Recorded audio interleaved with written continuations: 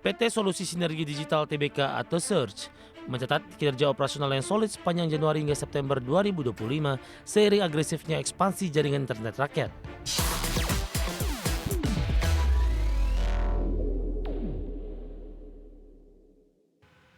Pemirsa, PT Solusi Sinergi Digital Tbk atau Search atau emiten berkode saham WIFI mencatatkan kinerja operasional yang solid sepanjang Januari hingga September 2025 seiring dengan agresifnya ekspansi jaringan internet rakyat.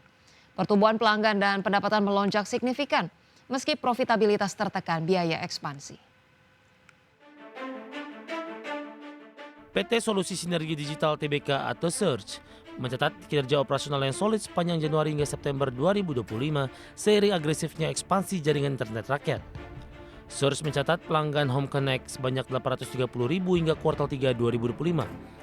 Jumlah pelanggan bertambah 443.000 atau naik 114% secara kuartalan, mencerminkan permintaan pasar yang kuat. Perseroan menargetkan Home Connect mencapai 1,5 juta pelanggan hingga akhir 2025. Selain itu, Home Pass Search mencapai 1,5 juta, tumbuh 72% secara kuartalan atau bertambah 634.000. Take up rate meningkat menjadi 55%, naik 10,7% secara kuartalan. Infrastruktur backbone nasional kini melampaui 10.000 km jaringan serat optik dari Sumatera Barat hingga Papua. Adapun pendapatan Search hingga kuartal 3 2025 mencapai 1,01 triliun rupiah, tumbuh 101% secara tahunan.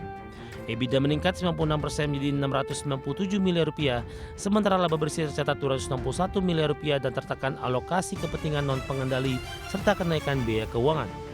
Manajemen menegaskan fluktuasi laba dan arus kas merupakan bagian dari strategi ekspansi jangka panjang untuk mendorong leverage operasional ke depan. Berbagai sumber ada share.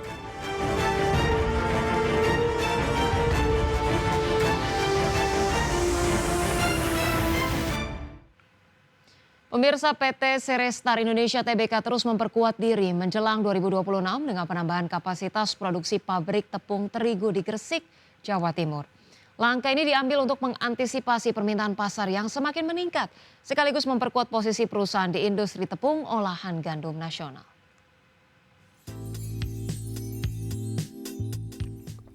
PT Serestar Indonesia Tbk terus memperkuat diri menjelang 2026 dengan penambahan kapasitas produksi pabrik tepung terigu. Hingga kuartal 3 tahun 2025, Serestar Indonesia membukukan laba bersih sekitar 20 miliar rupiah, berbalik dari rugi bersih di periode yang sama tahun lalu. Perusahaan kemudian mengumumkan rencana penambahan kapasitas produksi di 2026, termasuk peluncuran produk baru di segmen tepung terigu dan produk turunannya sebagai bagian ekspansi usaha. Melalui anak usaha PT Harvestar Flour Mills, TRGU telah menambah mesin produksi baru di pabriknya sehingga kapasitas produksi tepung terigu naik menjadi 2.200 metrik ton per hari dari sebelumnya 1.600 metrik ton per hari. Ini berarti kemampuan produksi perusahaan naik signifikan untuk memenuhi lonjakan permintaan domestik di pasar tepung dan bahan olahan gandum lain. Penambahan kapasitas ini juga dilakukan untuk mengantisipasi puncak permintaan menjelang libur Natal dan Tahun Baru, di mana konsumsi tepung terigu diperkirakan meningkat terutama untuk produk roti, kue, dan makanan olahan. TRGU telah mempersiapkan mesin serta fasilitas pabrik sejak kuartal 3 tahun lalu sehingga bisa merespons lonjakan kebutuhan pasar tanpa gangguan produksi. Selain kapasitas produksi, TRGU juga meningkatkan kapasitas penyimpanan gandum hingga lebih dari 203.000 metrik ton per tahun sebagai langkah dukungan terhadap aktivitas pabrik yang makin produktif. Penambahan fasilitas penyimpanan ini penting agar pasokan bahan baku gandum tetap terjaga stabil sepanjang tahun, terutama di tengah ketergantungan impor gandum. Berbagai sumber ada channel. Pemirsa, PT Cilacap Samudra Fishing Industry Tbk mulai melirik strategi diversifikasi pasar ekspor sebagai bagian dari upaya pemulihan kinerja perusahaan menuju 2026 di tengah tekanan bisnis perikanan yang dirasakan sepanjang tahun berjalan. Manajemen Asia ini mengatakan langkah ini dilakukan untuk memperkuat daya saing dan membuka peluang pendapatan baru bagi emiten perikanan tersebut. Perusahaan yang bergerak di sektor perikanan terpadu ini merencanakan memperkuat penetrasi pasar domestik yang stabil, sekaligus mengembangkan ekspor ke pasar internasional sebagai strategi utama tahun depan. Langkah ini diambil menyusul proyeksi kinerja yang sempat tersendat akibat menurunnya permintaan serta tekanan biaya operasi sepanjang 2025. Sepanjang periode tahun ini, ASHA menghadapi penurunan permintaan signifikan, termasuk permintaan ekspor yang ikut menekan kinerja penjualan dan profitabilitas perusahaan. Kondisi ini mendorong manajemen untuk lebih proaktif mencari peluang eksternal lewat ekspansi pasar ke negara-negara tujuan ekspor yang punya potensi permintaan hasil laut tinggi. ASH selama ini sudah memiliki basis pelanggan ekspor di beberapa negara Asia, termasuk Thailand, China, Taiwan, Uni Emirat Arab, Filipina, dan Jepang yang menjadi landasan dalam strategi diversifikasi lebih luas. Melalui upaya memperluas jaringan ini, perseroan berharap transaksi ekspor dapat meningkat serta memberi kontribusi lebih kuat terhadap total pendapatan.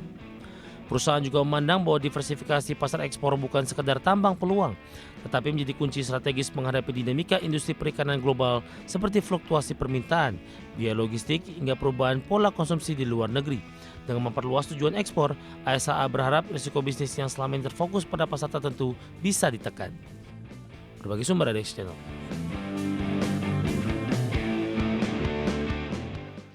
Baik pemirsa, kita akan melihat juga bagaimana update informasi dari Indeks Harga Saham Gabungan 17 Desember hari ini di penutupan perdagangan sesi 1, di mana kalau kita lihat sejauh ini IHSG menguat tipis 0,33% atau menguat 28 poin ke 8.715, dan kita juga akan melihat saham-saham yang menjadi top gainers pada penutupan perdagangan sesi 1.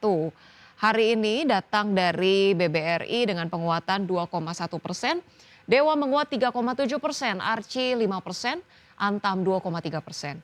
Kemudian untuk top losers pemirsa, berikutnya ada MTEK dengan pelemahan 5,4%, Bufa melemah 4%, BBYB melemah 3,3%, VKTR melemah 3,6%. Untuk sektoral pemirsa, kita update pergerakan dari sektoral. Infrastruktur menguat 2,5%, energi menguat 1,4%, teknologi melemah 1,4%, dan konsumsi non primer melemah 1,4%. Pemirsa, PT Aneka Tambang Tbk berkode saham ANTM resmi mengangkat Untung Budi Harjo sebagai Direktur Utama Perseroan.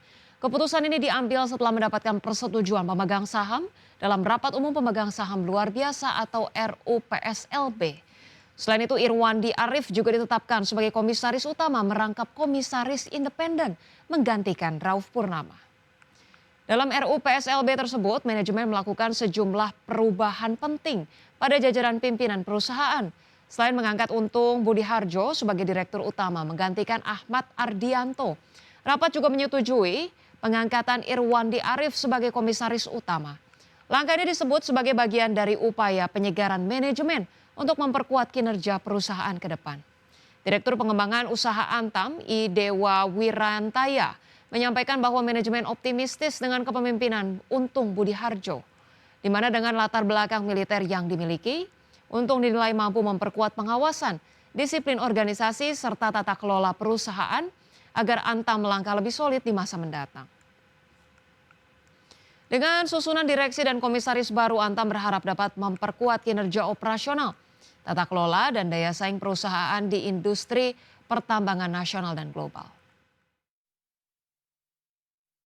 Kami meyakini bahwasannya dengan dilantiknya oleh kedua pengurus dari perseroan ini, nama Prof. Irwandi di dunia pertambangan sudah tidak asing lagi. Kami meyakini bahwasannya dengan beliau sebelumnya sebagai komisaris menjadi komisaris utama akan memberikan pengawasan tata kelola yang baik di PT Aneka Tambang. Termasuk juga kita ketahui Bapak Untung Budi Harjo dengan latar belakang beliau sebagai militer, latar belakang beliau menjabat sebagai komisaris di BUMN lainnya. Tentunya dengan leadership militer beliau, kita meyakini sepenuhnya bahwa akan memberikan nilai tambah dari dedikasi beliau